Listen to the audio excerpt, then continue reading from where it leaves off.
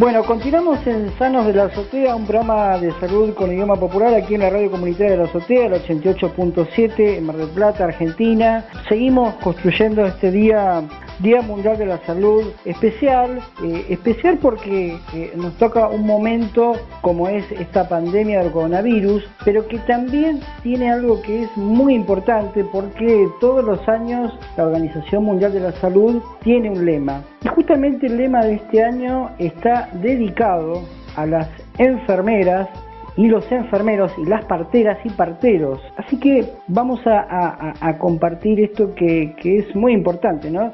Trabajadores, trabajadoras que están ahí en el día a día y que realmente son los elementos centrales para poner el cuerpo en el campo de la salud. Para eso la tenemos en comunicación telefónica a Beatriz Morrone, licenciada en enfermería, magíster en sistemas de salud y seguridad social, es escritora de numerosos libros y también es investigadora, entre otras cosas, ¿no? Porque uno tiene su vida también personal, por supuesto. Beatriz, te agradecemos muchísimo por esta comunicación para Sanos de la Azotea. No tienen que agradecerme nada, porque por el contrario, todo lo que sea medio de comunicación es sumamente importante para llevar adelante todo lo que podemos difundir y a partir de eso problematizarlo, compartir, así que muy agradecida. Beatriz, en principio preguntarte si nos podés hacer un repaso histórico sobre este Día Mundial de la Salud que tiene esta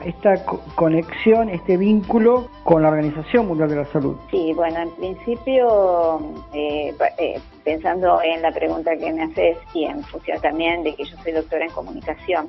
Sí. Claro, en el área de comunicación y sociedad, comunicación, cultura y sociedad. Pensar el término, ¿no?, del 7 de abril como el Día Mundial de la Salud conlleva retrotraernos al año 1948, que fue el día que mencionamos, 7 de abril de 1948, se crea la Organización Mundial de la Salud. La constitución de la Organización Mundial de la Salud entra en vigor, porque la Organización Mundial de la Salud nace en el año 1945, cuando comienzan las Naciones Unidas a funcionar luego de la posguerra inmediata, ¿no? La posguerra de la Segunda Guerra Mundial, con la connotación política, social, sanitaria, económica que tuvo para parte del planeta, digamos, de nuestro planeta Tierra. En función de la Organización de las Naciones Unidas, en el 45 también, luego se constituye en ese mismo marco de colaboración entre los pueblos, entre los países, entre los estados, en este caso, porque es una organización de estados, la Organización Mundial de la Salud, como también epicentro de las grandes discusiones, problemas y también investigaciones, colaboración entre los diferentes estados, vuelvo a decirlo, en función de los problemas sanitarios. Ese 7 de abril de 1948, que es el día de la fundación, da origen a que cada 7 de abril la Organización Mundial de la Salud lanza un lema, que es lo que vos estabas mencionando. El lema es un documento, nosotros decimos lema porque tiene un nombre, digamos, que en este caso sería el año de la enfermería y la partería, así lo mencionan, dado que es una traducción al español, no al castellano, digamos que nosotros estamos acostumbrados en cada uno de los lugares a mencionar la partería, la mencionamos como obstétricas, obstétricos, parteras, parteros. Sí. Pero la cuestión es que involucra, ¿por qué a la partería también? No solamente porque es una profesión en nuestro país que tiene un enlace con la enfermería en función de que sus funciones, la redundancia, se relacionan con el embarazo normal, el parto normal, la puericultura, el seguimiento y sostén de la mujer en la etapa también posterior al nacimiento de su niño o niña, y en la mayoría de los países, tanto europeos como inclusive del continente americano, no hay obstétricas, sino que hay enfermeras cuyo posgrado de 2 años, de acuerdo al país, 1 año, necesariamente son enfermeras. O sea, es una de las especialidades más de la enfermería. Por eso es la enfermería y la partería. España tiene las enfermeras llamadas matronas, tomando ese nombre. Están en Estados Unidos también, en Canadá, que he hecho pasantías también, en Gran Bretaña, lo mismo. O sea, y somos uno de los pocos países, porque nuestros países vecinos, Chile, Brasil, Colombia, Ecuador, son todos enfermeras que hacen esta especialidad. Es una de las especialidades. Bueno, ¿por qué la enfermería y la partería? Entendiendo la partería como estoy también mencionando y también con lo que sucede en la Argentina como profesión separada de la enfermería, porque en general son profesiones también ejercidas mayoritariamente por mujeres y allí también la perspectiva de género atraviesa los problemas que impactan sobre el ejercicio de estas profesiones. Mayoritariamente en el caso de la partería son mujeres con estas situaciones también que ponen en un lugar está generalmente subvaluado, que es el cuidado de otras mujeres, y que en general son mujeres mayoritariamente de sectores populares, dado que la obstetricia en el plano médico ha ganado terreno, validándose como también dentro de este modelo médico hegemónico, como una atención superior a la que una obstétrica podría brindar, cosa que no es así, por supuesto dentro de las funciones que cada uno debe cumplir en partos normales, embarazos normales, puerperios normales, ¿no?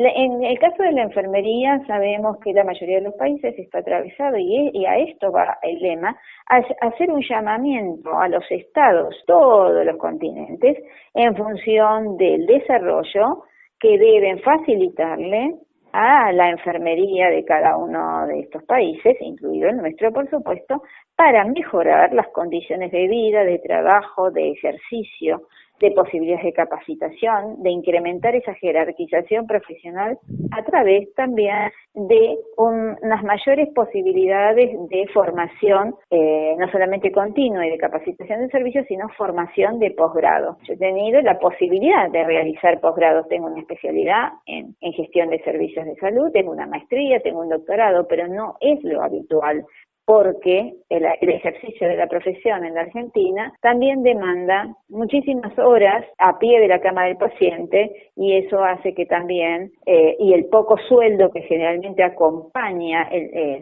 la retribución salarial, que tenemos un colectivo que mayoritariamente, terriblemente, tiene doble empleo permanente para poder alcanzar un salario mínimamente que le permita mantener un estándar de vida mínimo. Entonces, este problema de salarios bajos, dificultades para poder formarse, y bueno, y todas las situaciones que atravesamos generalmente los colectivos que están feminizados, impacta. El AUNS hace un llamamiento, y la OPS en consecuencia, justamente a que los estados fortalezcan esta fuerza laboral imprescindible para garantizar el acceso a la salud de la mayoría de las personas en cada uno de los países, no importa el grado de desarrollo que tengan, máximo cuando estamos en un estado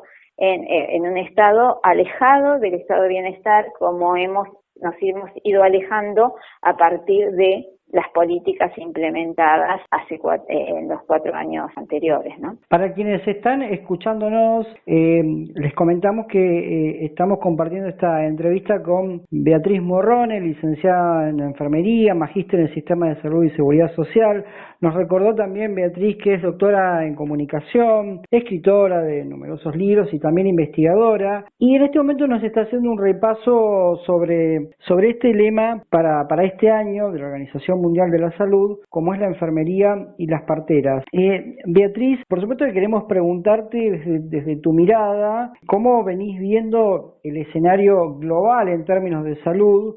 Justo estamos en este momento especial con esta pandemia que nos lleva de un lugar del mundo al otro, pero ¿qué desafíos ves? Porque aparte, digamos, la salud no solamente es el coronavirus, sino que tenemos un montón de problemáticas que aquejan al mundo. Sin duda. Bueno, cómo lo veo, vamos a compartir un poco reflexiones que te iba a comentar y viene a cuento de tu pregunta también, te iba a comentar al concluir la otra intervención, que la Organización Panamericana de la Salud, siempre pensando en América, siempre pensando en nuestra mirada de sur-sur, la Organización Panamericana de la Salud, si bien tiene su base en Washington, si bien tiene todos los estados, no solamente el sur, sino América Central y América del Norte, es una organización que se conforma en 1902. Y esto lo digo porque evidentemente en este continente tan amado por nosotros tenemos una preocupación por la salud, todavía mayor que la que experimentó a nivel mundial, como mencionaba, después de la salida de la Segunda Guerra Mundial, a partir de organizar la Organización Mundial de la Salud. Todo el mundo piensa que la Organización Mundial de la Salud precede a la Organización Panamericana de la Salud y sin embargo es al revés. En 1902 se funda la organización, en ese momento se llamaba la Organización Sanitaria Panamericana, luego conformó el nombre como Organización Panamericana de la Salud, pero es la misma institución con las mismas lógicas. Esto que habla también de una preocupación de este continente con sus diferentes formas de organizar la sociedad, con diferentes miradas, con diferentes trayectos, pero también porque, y pensemos en la Argentina, y en Sudamérica toda, pero en Argentina en particular, que también nosotros en este momento pensamos, como decís, este virus, que de pronto nos ha cambiado la vida a todos, no hay nadie que haya quedado, lo que tiene esto es una homologación de que a todos nos ha cambiado la vida, en mayor o menor medida, todos estamos expuestos a un mismo riesgo que en otras patologías, cuanto más dinero se puede llegar a tener o bienes, más es fácil poder salir adelante de alguna situación, por el entorno, por la alimentación, por los cuidados, etcétera.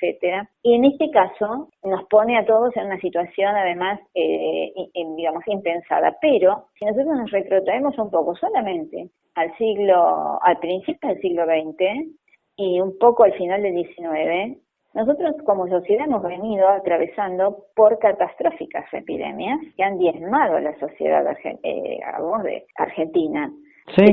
La fiebre amarilla, con la cantidad de muertos que fueron, no vino de los aviones porque no llegaban. ¿Por dónde vino? Por el río, bajando desde Brasil al puerto. Sucedió también con el cólera, sucedió en 1918 con la gripe española, que tuvo dos impactos muy grandes en nuestro país, y dejando, sobre todo en el segundo estadio de esta enfermedad que venía de Europa, y sobre todo tuvo ese nombre, fiebre española, en función de lo que había sucedido en España, dejó en 1919 nada menos que casi 15.000 defunciones, la mayoría concentradas, por supuesto, como siempre, cerca del puerto, cerca en la provincia de Buenos Aires, etcétera. Pero pensemos 15.000 muertes.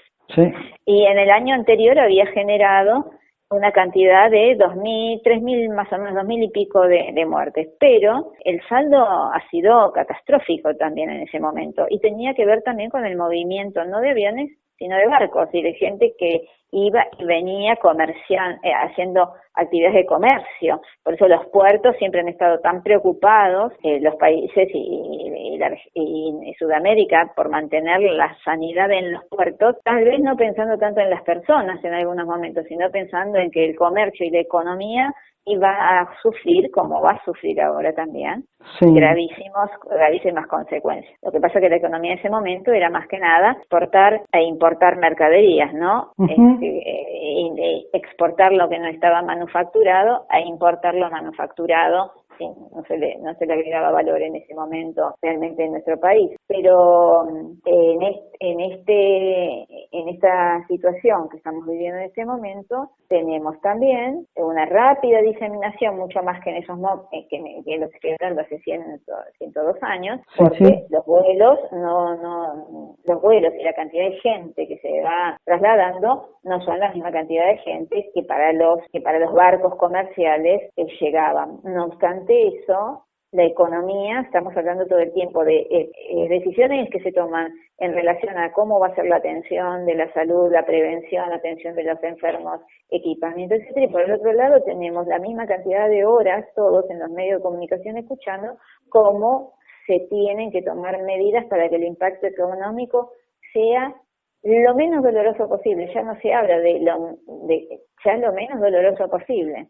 Sí, entonces, sí. nosotros vemos, si estudiamos la historia de la salud y la enfermedad desde el punto de vista de esa corriente historiográfica, estudiando la historia de la salud y la enfermedad, vamos a ver que los escenarios son similares. Además, nosotros en la segunda mitad, bien del siglo XX, por suerte tenemos una memoria frágil y eso nos protege de no angustiarnos tanto. Pero nosotros atravesamos en la segunda mitad otra vez el cólera, atravesamos dengue, atravesamos HIV cuando se hizo el debut del brote de HIV, que se dio justamente en Buenos Aires, pero justamente en Mar del Plata también. Porque en Mar del Plata se diagnostica con todo y se registra el primer caso, más allá de todos los casos que nos habremos pasado por alto y no fue diagnosticado. Y el primer parto del primer niño de una madre HIV positiva, bueno, mejor dicho, ya tenía SIDA, no era solamente HIV positiva, estaba diagnosticado con SIDA, lo atendimos aquí en Mar del Plata nosotros. Entonces digo, y después atravesamos también la H1N1, la gripe aviar, atravesamos la H1N1, con también la muerte de colegas, que se registraron varias muertes de enfermeras en Buenos Aires y en la provincia. Digo, nosotros somos más frágiles de lo que pensamos. En nuestro sistema de organización social nos protege en parte nos deja expuestos en función de cómo son nuestros trabajos, nuestra tarea laboral, quiero decir. Y aquí hay un punto. Sí. Un punto en el que me permitís me detengo, sí. que es una de mis obsesiones también en mis investigaciones. ¿Cuánta percepción tenemos sobre las condiciones de vida y de trabajo que impactan, menguando nuestras posibilidades de mantenernos sanos? ¿Y cuánto de esa exposición a diferentes circunstancias de la organización de la dinámica laboral podrían ser fácilmente redireccionadas? Y ni hablar cuando estamos mencionando las condiciones de vida y de trabajo de los trabajadores de la salud. Beatriz, la verdad que interesante lo que nos compartís, porque estás haciendo un repaso histórico para poder meternos y pensar este presente, ¿no?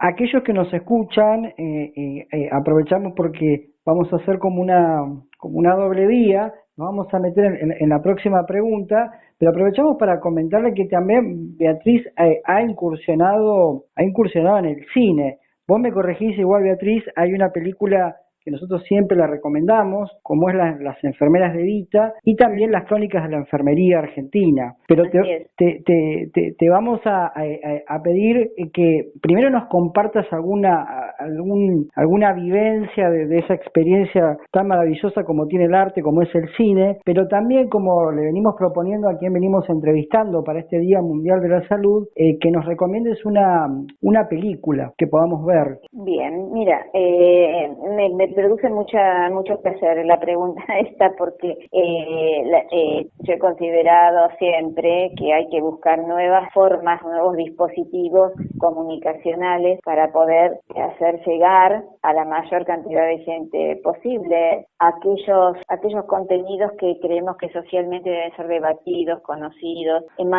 también revisados a partir de la historia, mantener la memoria, mantener también la alerta frente a que no estamos siempre inventando, sino que hay un camino recorrido que hace que las cosas sean como son, para bien o para mal. En el caso de Las enfermeras de Evita, en la que participé desde el punto de vista del asesoramiento histórico, es una película que recomiendo que la van a tener libre, Las enfermeras de Evita, con dirección de Marcelo Goyeneche. Sí. Es una película que narra con algunas intervenciones también artísticas muy interesantes, como la música original que tiene la película y ha recibido muchos premios. Hemos tenido la suerte como equipo de recibir muchos premios nacionales e internacionales.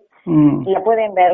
Las enfermeras de Evita se centra en pensar qué sucedió durante el gobierno peronista en la Fundación Eva Perón y dentro de ella en la Escuela de Enfermería de la Fundación Eva Perón. ¿De qué manera se diferenciaba la formación? Estas mujeres, eran todas mujeres en ese momento, que llegaban, la mayoría, de distintas provincias argentinas para formarse en una escuela con un plan de estudios diferente, centrados en todo el movimiento paradigmático de Ramón Carrillo, frente a la salud pública, la salud como un derecho, la medicina social, la salud de los trabajadores, el estado de bienestar, los niños en este nuevo orden social que el peronismo de la primera oleada proponía, y lo que trata de, también con mucho material de archivo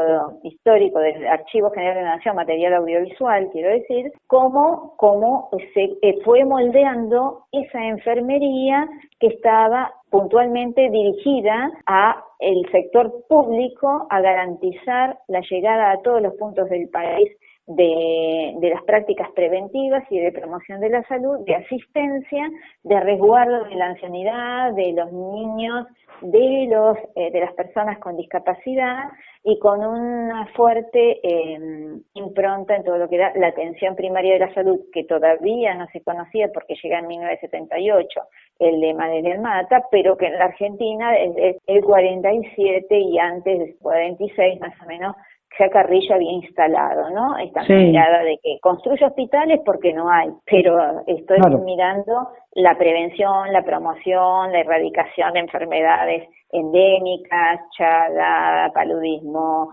enfermedades venéreas, bueno, una serie de cuestiones. Esa película es muy recomendable porque porque también está en la voz, está en primera persona contada por 4 de enfermeras, que 3 fueron graduadas de la escuela y una es la regente, de cómo ellas vivieron ese proceso como profesionales, como mujeres, como ciudadanas, porque se da justo también en el gran movimiento que viene también a cristalizar los movimientos de fines del 19 en la Argentina, principios del 20, y que llegan al peronismo de la mano de Eva, por el sufragio femenino, por los derechos civiles y políticos. Y entonces esa mezcla extraordinaria, esa efervescencia, da por resultado estas enfermeras, que muchas llegaron inclusive a ser diputadas y concejalas, diputadas provinciales, nacionales. Es muy interesante ver este proceso también de subjetivación que cada una vive. Así que sí, es recomendable para nuestra cartelera de mañana, el día 7 y de toda la semana. Luego, esta sí, en donde tengo más, no estoy más involucrada, pero sí se dio a partir del libro, Saltando Amarras, claves para comprender la historia pendiente de la enfermería argentina.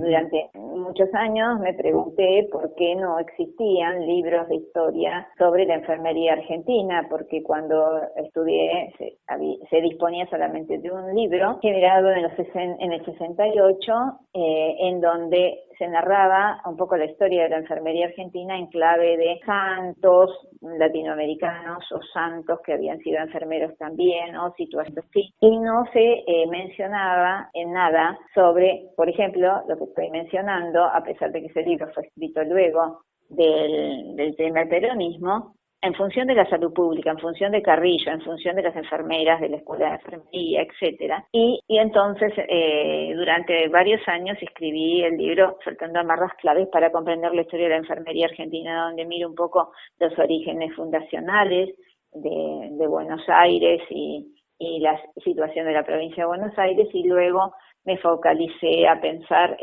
justamente en el movimiento feminista de la primera ola, de la mano de Cecilia Grierson y la fundación de la primera escuela de enfermería en 1886, y luego la enfermería en dictadura, la enfermería durante la Guerra de Malvinas, la enfermería que en general, increíblemente, no se preguntaba masivamente en las aulas y en los lugares. Por ejemplo, algo que era lo que cualquiera hubiera pensado desde la profesión: ¿quiénes atendieron a los heridos? ¿Quiénes atendieron a inclusive a todos los que en Malvinas sufrieron las calamidades que conocemos? Hubo enfermeros y esos enfermeros tenían muchas cosas que contar, y mi trabajo durante años fue contactarlos, hacer entrevistas, poder trabajar el material, buscar fuentes también documentales. Bueno, lo mismo sucedió en dictadura. ¿Qué pasa si todos los grupos de trabajadores han pasado por desaparición forzada y son víctimas muchos de sus trabajadores del terrorismo de Estado? ¿Cómo puede ser que los enfermeros nunca nos preguntáramos y dejáramos por lo menos escrito los materiales relacionados a cuántos enfermeras, enfermeros y estudiantes de enfermería desaparecidos teníamos? Eso fue mi trabajo durante años, se consolida en ese libro, y luego de 3 años de que el libro ya llevaba la 4ª edición, se contacta conmigo un director, Alejandro Alem, y un director de fotografía premios, Eduardo Feller, y también la Fundación Argentina para el Progreso de la Enfermería, para financiar parte de un proyecto que lo termina financiando el INCA, dentro de un concurso donde preparamos los guiones para documentales federales, y bueno, se presentaron mucho y ganamos el primer premio. Fue una satisfacción muy grande. El dinero no fue tanto, así que pusimos mucho en nuestro bolsillo, pero ¿qué se produce a partir de ahí? Y también es recomendable para quien tenga deseos de ver qué sucede, porque cuando uno narra la historia de la enfermería está narrando también parte de la historia social. Exactamente, ¿no? Sí. Historia de la salud. Entonces están disponibles ahora porque están libres, abiertos, quiero decir, no se necesita suscribirse a ni pagarlo. Se hicieron 8 capítulos, donde el primero es enfermería y peronismo, el segundo es enfermería y dictadura, el tercero enfermería y Malvinas, el cuarto enfermería frente al atentado de la AMIA, qué sucedió, quiénes atendieron, enfermería y la crisis del 2001, está dividido en 2 partes, tanto lo que sucedió en la Plaza de Mayo, en los grandes incidentes donde murieron 39 argentinos y quedaron muchos con discapacidades, frente al día del default y la renuncia del presidente de la Rúa, y luego la Argentina del 2001, conteniendo la atención primaria de la salud, los espacios barriales, los enfermeros conteniendo el desborde social por hambre, por falta de trabajo, bueno, por todo lo que hemos vivenciado.